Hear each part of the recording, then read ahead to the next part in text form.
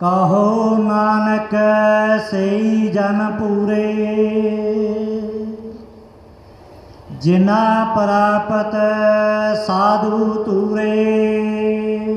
कहो नानक सेई जन पूरे, किरपा करो सच्चे पातशाह वही सेवक पूरे है जिन्हां ते तेरी दृष्टि है, जिहड़े भाणे च ने, प्रेम च ने, हुक्म च ने। सच्चे पातशाह दे हुक्म च रिहा करो प्यारिओ।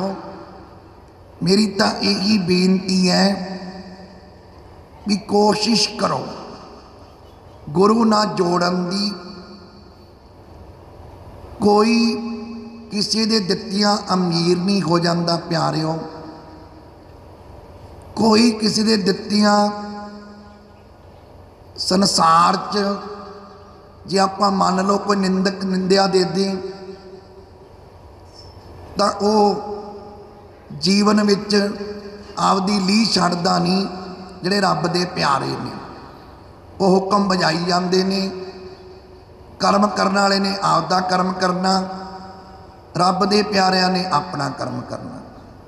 सो मेरी तो बेनती है महाराज ना जोड़िया करो। कोई नहीं, जिहड़े संसारी ने इन्हां ने तां आपां नूं ताने संसारी गल्लां कहणियां ही कहणियां।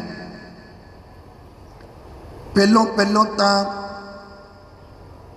जदों 98 च बाबा जी बिठा के गए, 5-7 सेवक ही हुंदे सी।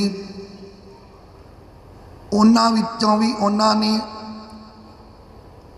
आण गवाण ने कहना दुल्लापुर बस्ती च हुंदे सी दास भी स्कूटर च तेल नहीं, तेल पैंदा पानी नहीं। यानी कहण दा भाव इह हुंदा सी बाबे दे पैसे नाल स्कूटर चलदा। जबकि उदों इन्ने कोई नहीं भी सी। ये संसारी हुण भी कई पुछदे ने तनख्वाह किन्नी लैंदे हो।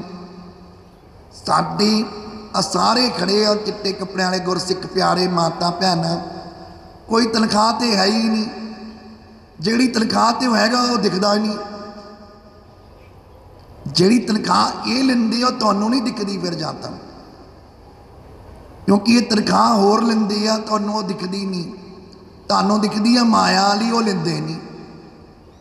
सो प्यारिओ कोई सेवक साडा तनखाहिया नहीं, पर यह भी रब की कृपा ही आ। नहीं तो अज कलयुग विच तनख्वाह ले बिना मां नूं, पुत भी पैसे ले बिना मां नहीं कहंदा। ये भी दया वा वाहिगुरू दी।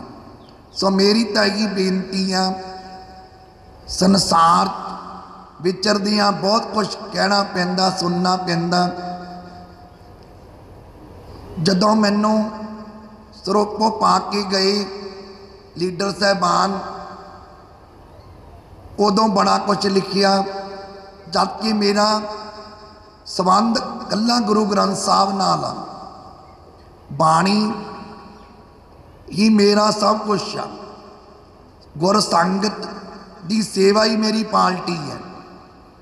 लेकिन संसार नूं जितना बहुत औखा, बहुत कुछ कहंदे रहिंदा संसार। निंदिया तो ना डरो, कर्म करो आपां रब वाले पासे।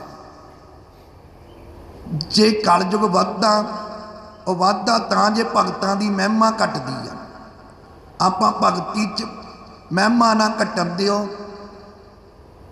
मैं इस करके नहीं कहता कि मैनू परमात्मा ने संत का रुतबा दिता। इस करके बेनती करदा तुहाडे अगे भी आपां कर्म धर्म ना जुड़ के कर्म बनाइए। संसारी तो अपने आप ही कर्म बन जाने हैं। इत्थे पातशाह ने अगों दसिया, जिन्हां प्राप्त साधु धूरे, बड़े भागां बिना साधुआं दी धूड़ी मिलती नहीं। मैं तो उन्हां साधुआं दी चरनां दी धूड़ी नूं प्राप्त करने लई तरसदा है जिन्हों सतगुरु गुरु ग्रंथ साहब ने प्रवान किया है। जिमें कबीर जी, फरीद जी, नामदेव जी, धन्ना भगत, इहो जे भगतां नूं मेरी कोटन कोटन प्रणाम। वाहिगुरु दे प्यारिओ, कोई भी महात्मा तुहानूं मैं फिर कहना दुख नहीं चक सकता, दुख चक सकता वाहिगुरु। महात्मा सिर्फ असीस दे सकते ने, अरदास कर सकते ने। दुख चक्कण हार गुरु ग्रंथ साहब आ। विश्वास रखिया करो। कई बारी मैनू कहणगे 1997 भी पाठ कराया सी, 1998 भी कराया सी, पर मैं कई बार हैरान होना, मैं 97 तो बाबा ही नहीं सी बनिया। मैं उन्होंने पूछया, मैं क्या भी तुम मैंने बाबा तो बनाया नहीं सी, उदों पाठ किहड़े वेले करा लिया। तो कहण दा भाव भी पता नहीं याद नहीं हुंदा कि पता नहीं ज़्यादा चल जाता काम दिमाग का, कि रब ही जाने भरावो। जो महाराज ने कोई मैनू रिश्ता ही नहीं बना के दिता गुरसंगत नाल, उदों का भी जड़ देंदे कोका। सो ये आ कि प्यारिओ कृपा करो, एक तो मेरे ते अरदास करियो। गुरसंगत जी उदों नमूनिया हो गया सी, मैनू 3 दीवान तां नहीं ला सकिया। एक 4 दिन बह के मैं आप ही पंगा ले लिया। उदन जोर ही इन्ना पिया, गले नूं आवाज़ ही नहीं निकली, विचाले उठना पिया। 2 बारी तो सेहत करके होया, एक बारी मेरी गलती करके होया। सो प्यारिओ कृपा करो, मैनू भी दीदार थोड़े पैसे नूं प्यारे है। ये संसारी पैसा इत्थे ही लग जाना, इत्थे ही रह जाना, धर्म कर्म ते लग जाना।